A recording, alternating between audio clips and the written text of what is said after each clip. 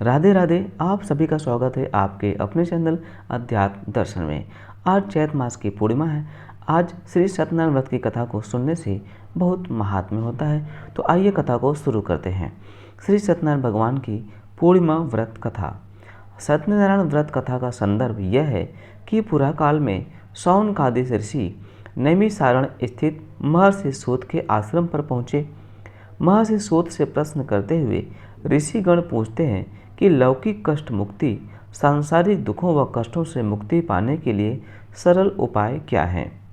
महर्षि सूत जी शौनकादिक ऋषियों को बताते हैं कि यही प्रश्न नारद मुनि ने भगवान विष्णु से किया था और भगवान विष्णु ने नारद मुनि को सांसारिक दुखों से मुक्ति का सरल उपाय बताते हुए कहा, इसका एक ही सरल उपाय है, वह है सत्यनारायण व्रत। भगवान विष्णु ने सत्यनारायण का अर्थ सत्याचरण, सत्याग्रह, सत्यनिष्ठा बताया है। इस संसार में सुख और समृद्धि की प्राप्ति सत्याचरण द्वारा की जा सकती है अथवा सत्य ही ईश्वर को पाने का सर्वोत्तम मार्ग है। श्री सत्यनारायण भगवान की कथा प्रथम अध्याय। कथा इस प्रकार है कि एक बार नारद जी भगवान श्री हरि विष्णु के पास जाते हैं और उनकी स्तुति करने लगे। यह देख श्री हरि विष्णु नारद जी से बोले, हे भक्त, आप किस प्रयोजन से यहाँ आए हैं तथा आपके मन में क्या है, मुझे बताइए। नारद मुनि बोले, प्रभु, मृत्युलोक में अपने अपने पाप कर्मों द्वारा विभिन्न योनियों में जन्म लेने वाले सभी जीव जंतु, इंसान सभी किसी न किसी प्रकार के दुख व शारीरिक मानसिक पीड़ा से ग्रस्त हैं। भगवान, इन सभी कष्टों व दुखों से मुक्ति पाने का कोई सरल उपाय बतलाइए, मैं सुनना चाहता हूँ। श्री हरि विष्णु भगवान ने कहा, हे वत्स, संसार के भले के लिए आपने बहुत अच्छी बात की है, इसलिए मैं आपको इसका उपाय बताऊंगा। इस व्रत को करने से व्यक्ति मोह माया से मुक्ति पा सकता है। इसे सुनिए। भगवान सत्यनारायण का स्वर्ग और मृत्युलोक में एक महान पुण्यप्रद व्रत है। आपके स्नेह के कारण मैं इसे कह रहा हूँ। विधि विधान से भगवान सत्यनारायण व्रत करके मनुष्य शीघ्र ही सुख समृद्धि प्राप्त कर मृत्यु के बाद परलोक में मोक्ष प्राप्त कर सकता है। भगवान विष्णु की बातें सुनकर नारद मुनि बोले, प्रभु, इस व्रत को करने का क्या फल मिलता है, इसका विधान क्या है तथा इस व्रत को किसने किया, यह सब विस्तार पूर्वक बताइए, मेरी सुनने की इच्छा है। श्री हरि विष्णु ने कहा, यह सत्यनारायण व्रत दुख, शारीरिक मानसिक शौक आदि का शमन करने वाला है। वह धन धान की वृद्धि करता है, सौभाग्य अखंड करता है, संतान प्राप्ति के लिए किया जाता है। भक्ति और श्रद्धा से बंधु बांधवों के साथ धर्म में तत्पर होकर सायंकाल के समय भगवान सत्यनारायण की पूजा आराधना करें। नैवेद्य में उत्तम कोटि के भोज्य पदार्थ सवाया मात्र में अर्पित करना चाहिए तथा भोग का प्रसाद बनाने के लिए केले का फल, घी, दूध, साठी गेहूँ या चावल का आटा और शक्कर या गुड़ लेकर इन सभी को एकत्रित करके सवाया मात्रा में भगवान को भोग लगाना चाहिए तथा पूजा के बाद सब लोगों में विस्तृत करना चाहिए। सत्यनारायण भगवान की कथा सुनने के बाद सामर्थ्य अनुसार ब्राह्मण को दक्षिणा देनी चाहिए और बंधु बांधव व ब्राह्मणों को भोजन कराना चाहिए। कलयुग में छोटा सा उपाय है। श्रीमन नारायण नारायण नारायण, भजमन नारायण नारायण नारायण। श्री सत्यनारायण भगवान की जय। श्री सत्यनारायण भगवान व्रत दूसरा अध्याय कथा को शुरू करते हैं। श्री सूत जी बोले, हे द्विजो, अब मैं पुनः पूर्व काल में जिसने इस सत्यनारायण व्रत को किया था उसे भली भांति विस्तार पूर्वक कहूँगा। रमणीय काशी नामक नगर में कोई अत्यंत निर्धन ब्राह्मण रहता था। भूख और प्यास से व्याकुल होकर वह प्रतिदिन पृथ्वी पर भटकता रहता था। ब्राह्मण प्रिय भगवान ने उस दुखी ब्राह्मण को देखकर वृद्ध ब्राह्मण का रूप धारण करके उस द्विज से आदर पूर्वक पूछा, हे विप्र, प्रतिदिन अत्यंत दुखी होकर तुम किस लिए पृथ्वी पर भ्रमण करते रहते हो। हे द्विज श्रेष्ठ, यह सब बतलाओ, मैं सुनना चाहता हूँ। ब्राह्मण बोला, प्रभु, मैं अत्यंत दरिद्र ब्राह्मण हूँ और भिक्षा के लिए ही पृथ्वी पर घूमा करता हूँ। यदि मेरी इस दरिद्रता को दूर करने का आप कोई उपाय जानते हो तो कृपा पूर्वक बतलाइए। वृद्ध ब्राह्मण बोला, हे ब्राह्मण देव, सत्यनारायण भगवान विष्णु अभीष्ट फल को देने वाले हैं। हे विप्र, तुम उनका उत्तम व्रत करो, जिसे करने से मनुष्य सभी दुखों से मुक्त हो जाता है। व्रत के विधान को भी ब्राह्मण से यत्न पूर्वक कहकर वृद्ध ब्राह्मण रूप धारी भगवान विष्णु वहीं पर अंतर्धान हो गए। वृद्ध ब्राह्मण ने जैसा कहा है उस व्रत को अच्छी प्रकार से वैसे ही करूँगा, यह सोचते हुए उस ब्राह्मण को रात में नींद नहीं आई। अगले दिन प्रातःकाल उठकर सत्यनारायण का व्रत करूँगा, ऐसा संकल्प करके वह ब्राह्मण भिक्षा के लिए चल पड़ा। उस दिन ब्राह्मण को भिक्षा में बहुत सा धन प्राप्त हुआ। उसी धन से उसने बंधु बांधवों के साथ भगवान सत्यनारायण का व्रत किया। इस व्रत के प्रभाव से वह शेष ब्राह्मण सभी दुखों से मुक्त होकर समस्त संपत्तियों से संपन्न हो गया। उस दिन से लेकर प्रत्येक महीने उसने यह व्रत किया। इस प्रकार भगवान सत्यनारायण के इस व्रत को करके वह श्रेष्ठ ब्राह्मण सभी पापों से मुक्त हो गया और उसने दुर्लभ मोक्ष पद को प्राप्त किया। हे विप्र, पृथ्वी पर जब भी कोई मनुष्य श्री सत्यनारायण का व्रत करेगा उसी समय उसके समस्त दुख नष्ट हो जाएंगे। हे ब्राह्मणों, इस प्रकार भगवान नारायण ने महात्मा नारद जी से जो कुछ कहा मैंने वह सब आप लोगों से कह दिया। आगे अब और क्या कहूँ। हे मुने, इस पृथ्वी पर उस ब्राह्मण से सुने हुए इस व्रत को किसने किया, हम वह सब सुनना चाहते हैं। उस व्रत पर हमारी श्रद्धा हो रही है। श्री सूत जी बोले, मुनियों, पृथ्वी पर जिसने यह व्रत किया उसे आप लोग सुने। एक बार द्विजश्रेष्ठ अपनी धन संपत्ति के अनुसार बंधु बांधवों तथा परिवारजनों के साथ व्रत करने के लिए उद्यत हुआ। इसी बीच एक लकड़हारा वहां आया और लकड़ी बाहर रखकर उस ब्राह्मण के घर गया। प्यास से व्याकुल वह उस ब्राह्मण को व्रत करता हुआ देख प्रणाम करके उससे बोला, प्रभु, आप यह क्या कर रहे हैं? इसके करने से किस फल की प्राप्ति होती है, विस्तार पूर्वक मुझसे कहिए। विप्र ने कहा, यह सत्यनारायण का व्रत है जो सभी मनोरथों को प्रदान करने वाला है। उसी के प्रभाव से मुझे यह सब महान धन धान आदि प्राप्त हुआ है। जल पीकर तथा प्रसाद ग्रहण करके वह नगर चला गया। सत्यनारायण देव के लिए मन से ऐसा सोचने लगा कि आज लकड़ी बेचने से जो धन प्राप्त होगा उसी धन से भगवान सत्यनारायण को श्रेष्ठ व्रत करूंगा।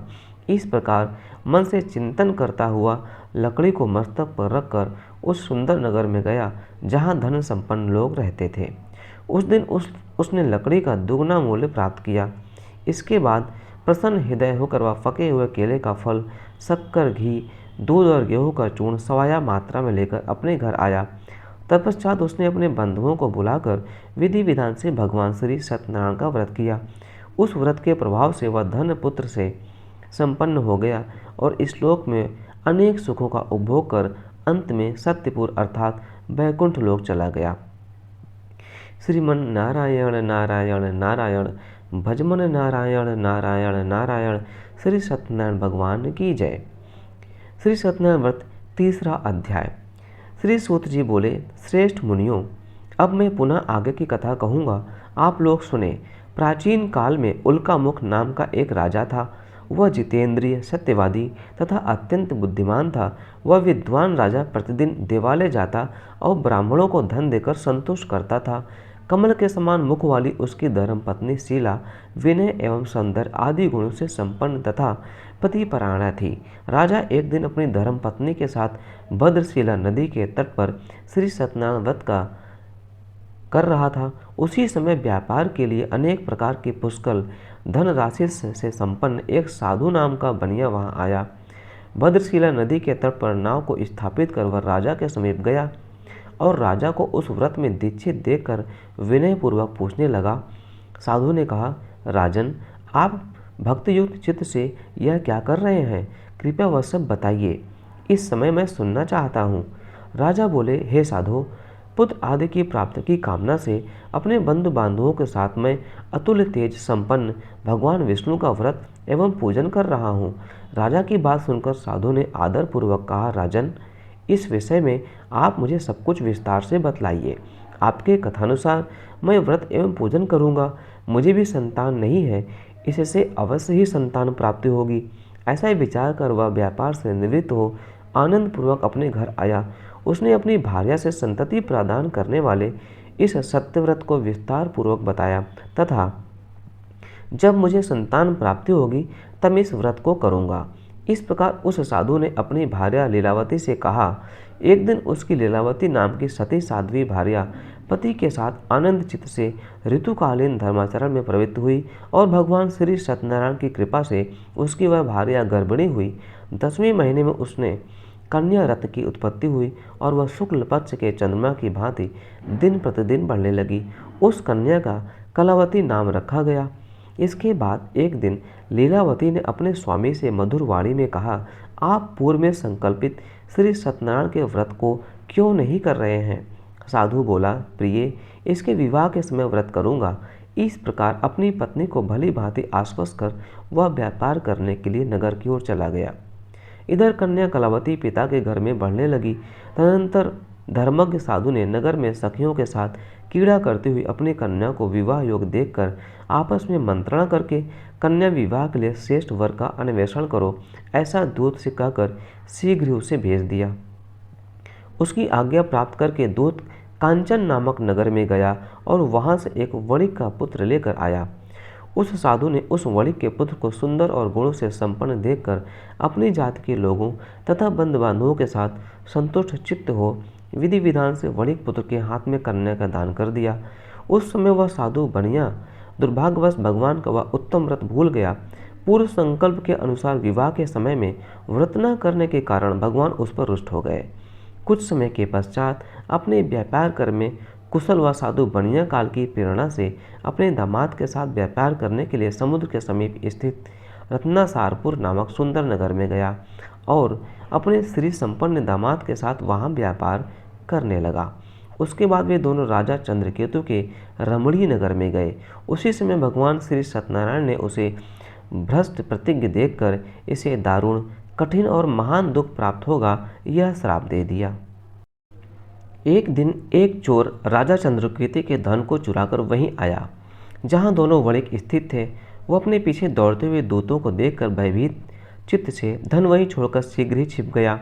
इसके बाद राजा के दूत वहां आ गए जहां वह साधु वणिक था। वहां राजा के धन को देखकर वे दूत उन दोनों वणिक पुत्रों को बांध कर ले आए और हर्षपूर्वक दौड़े हुए राजा से बोले, प्रभु, हम 2 चोर पकड़ लाए हैं, इन्हें देखकर आप आज्ञा दें। राजा की आज्ञा से दोनों शीघ्र ही दृढ़तापूर्वक बांधकर बिना विचार किए महान कारागार में डाल दिए गए। भगवान सत्यदेव की माया से किसी ने उन दोनों की बात नहीं सुनी और राजा चंद्रकेतु ने उन दोनों का धन भी ले लिया।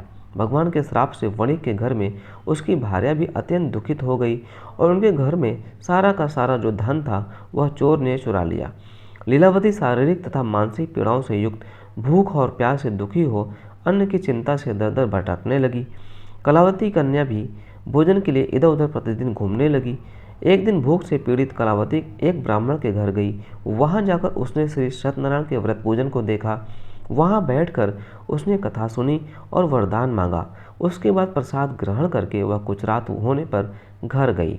माता ने कलावती कन्या से प्रेम पूर्वक पूछा, पुत्री, रात में तू कहाँ रुक गई थी? तुम्हारे मन में क्या है? कलावती कन्या ने तुरंत माता से कहा, माँ, मैंने एक ब्राह्मण के घर में मनोरथ प्रदान करने वाला व्रत देखा है। कन्या की उस बात को सुनकर वो वणिक की भार्या व्रत करने को उद्यत हुई और प्रसन्न मन से उस साध्वी ने बंधु बांधवों के साथ भगवान श्री सत्यनारायण का व्रत किया तथा इस प्रकार प्रार्थना की, भगवान, आप हमारे पति एवं जमाता के अपराध को क्षमा करें, वे दोनों अपने घर शीघ्र आ जाएं।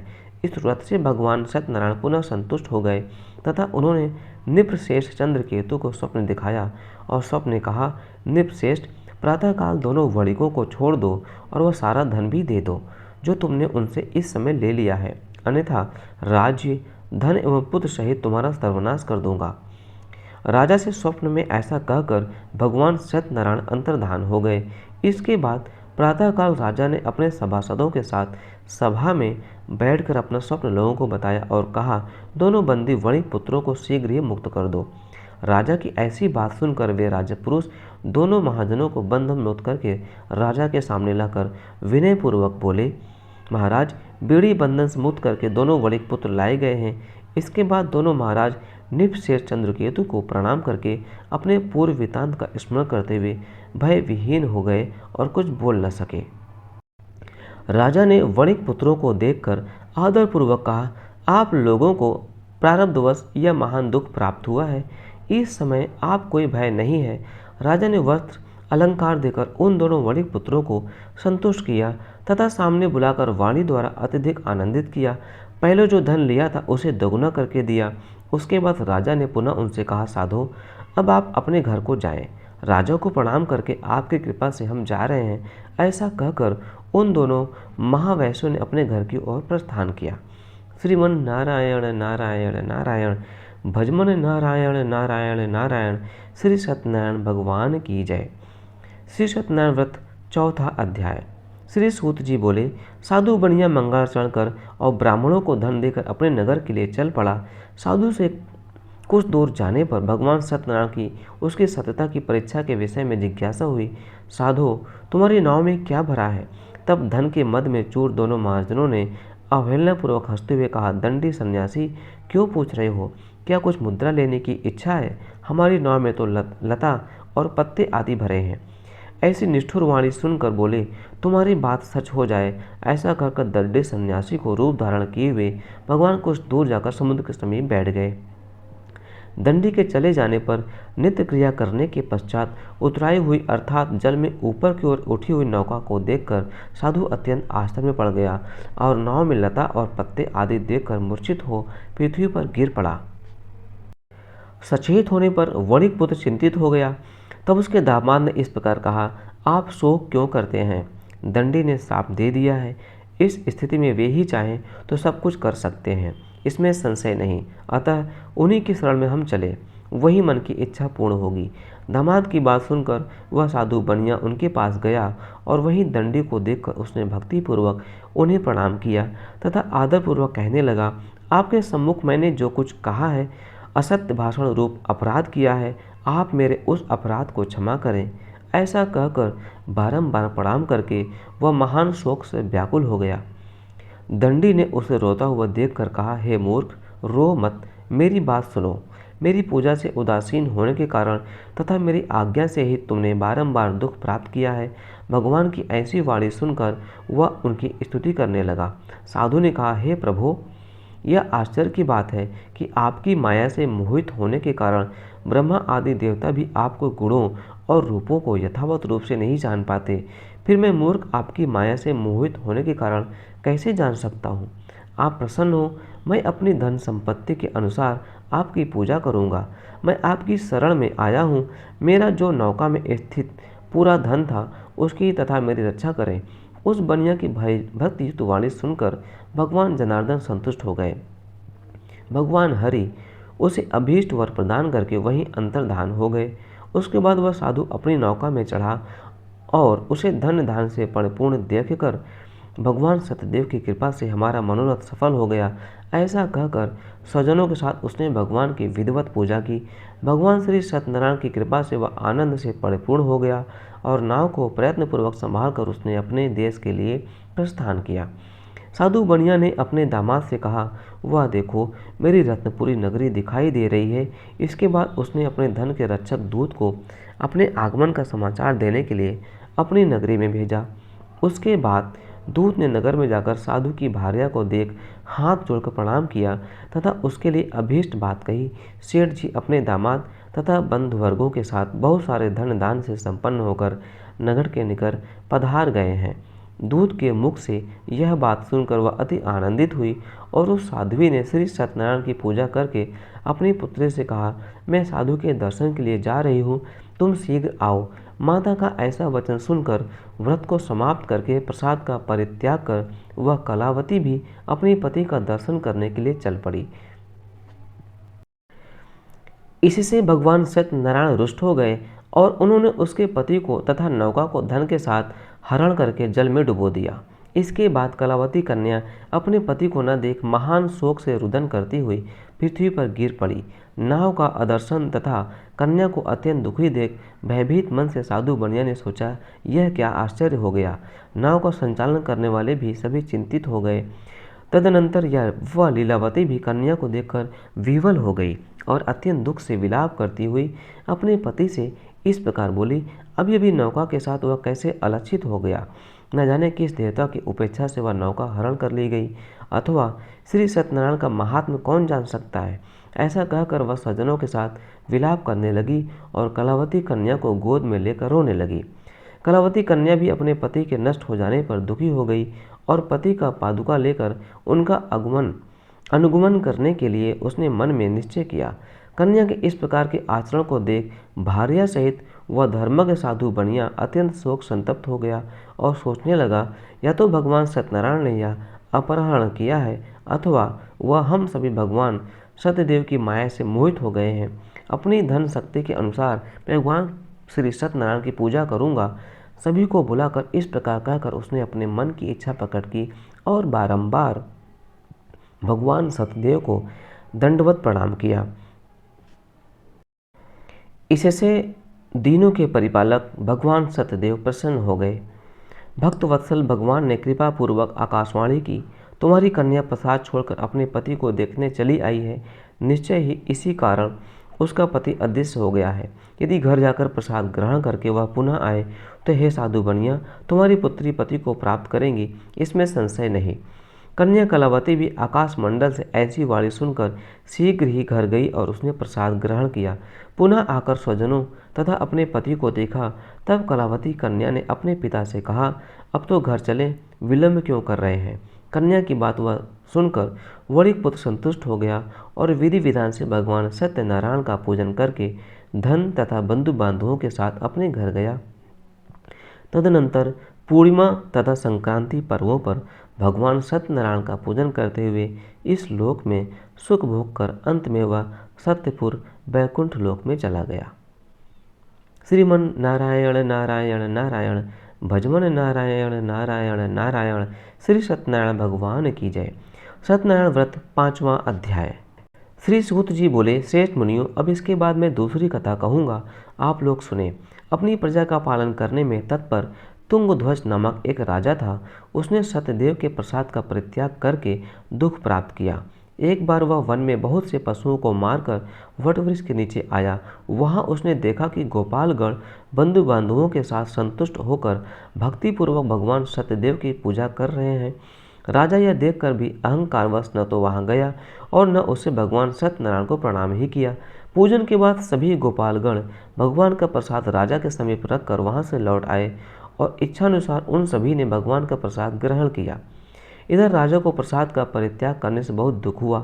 उसका संपूर्ण धन धान एवं सभी 100 पुत्र नष्ट हो गए। राजा ने मन में यह निश्चय किया कि अवश्य ही भगवान सत्यनारायण ने हमारा नाश कर दिया है, इसलिए मुझे वहां जाना चाहिए जहां श्री सत्यनारायण का पूजन हो रहा था। ऐसा मन में निश्चय करके वह राजा गोपाल गणों के समीप गया और उसने गोप गणों के साथ भक्ति श्रद्धा से युक्त होकर विधि पूर्वक भगवान सत्यदेव की पूजा की। भगवान सत्यदेव की कृपा से वह पुनः धन और पुत्रों से संपन्न हो गया तथा इस लोक में सभी सुखों का उपभोग कर अंत में सत्यपुर वैकुंठ लोक को प्राप्त हुआ। श्री सूत जी कहते हैं, जो व्यक्ति इस परम दुर्लभ श्री सत्यनारायण के व्रत को करता है और पुण्यमयी तथा फल प्रदायिनी भगवान की कथा को भक्तियुक्त होकर सुनता है, उससे भगवान सत्यनारायण की कृपा से धन ध्यान आदि की प्राप्ति होती है। दरिद्र धनवान हो जाता है, बंधन में पड़ा हुआ बंधन से मुक्त हो जाता है, डरा हुआ व्यक्ति भय मुक्त हो जाता है। यह सत्य बात है, इसमें संशय नहीं। इस लोक में वह सभी ईप्सित फलों का भोग प्राप्त करके अंत में सत्यपुर वैकुंठ लोक को जाता है। हे ब्राह्मणों, इस प्रकार मैंने आप लोगों से भगवान सत्यनारायण के व्रत को कहा, जिसे करके मनुष्य सभी दुखों से मुक्त हो जाता है। कलयुग में तो भगवान सत्यदेव की पूजा विशेष फल प्रदान करने वाली है। भगवान विष्णु को ही कुछ लोग काल, कुछ लोग सत्य, कोई ईश और कोई सत्यदेव तथा दूसरे लोग सत्यनारायण नाम से कहेंगे। अनेक रूप धारण करके भगवान सत्यनारायण सभी का मनोरथ सिद्ध करते हैं। कलयुग में सनातन भगवान विष्णु ही सत्यव्रत रूप धारण करके सभी का मनोरथ पूर्ण करने वाले होंगे। हे श्रेष्ठ मुनियों, जो व्यक्ति नित्य भगवान सत्यनारायण की इस व्रत कथा को पढ़ता है, सुनता है, भगवान सत्यनारायण की कृपा से उसके सभी पाप नष्ट हो जाते हैं। हे मुनीश्वरों, पूर्व काल में जिन लोगों ने भगवान सत्यनारायण का व्रत किया था, उसके अगले जन्म का वृतांत कहता हूँ, आप लोग सुने। महान प्रज्ञा संपन्न सतानंद नाम के ब्राह्मण सत्यनारायण व्रत करने के प्रभाव से दूसरे जन्म में सुदामा नामक ब्राह्मण हुए और उस जन्म में भगवान श्री कृष्ण का ध्यान करके उन्होंने मोक्ष प्राप्त किया। लकड़हारा भील गुहों का राजा हुआ और अगले जन्म में उसने भगवान श्री राम की सेवा करके मोक्ष प्राप्त किया। महाराज उल्कामुख दूसरे जन्म में राजा दशरथ हुए, जिन्होंने श्री रंगनाथ जी की पूजा करके अंत में वैकुंठ प्राप्त किया। इसी प्रकार धार्मिक और सत्यव्रती साधु पिछले जन्म के सत्यव्रत के प्रभाव से दूसरे जन्म में मोरध्वज नामक राजा हुआ। उसने आरे से चीरकर अपने पुत्र की आधी देह भगवान विष्णु को अर्पित कर मोक्ष प्राप्त किया।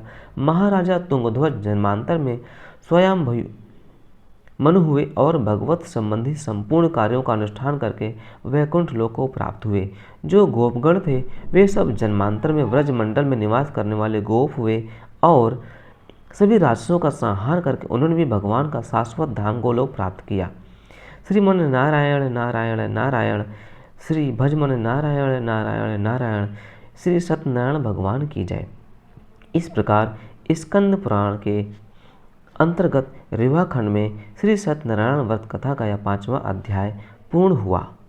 यदि आपको यह वीडियो पसंद आया हो और कथा अच्छी लगी हो तो वीडियो पर श्री सत्यनारायण भगवान की जय जरूर कमेंट करें।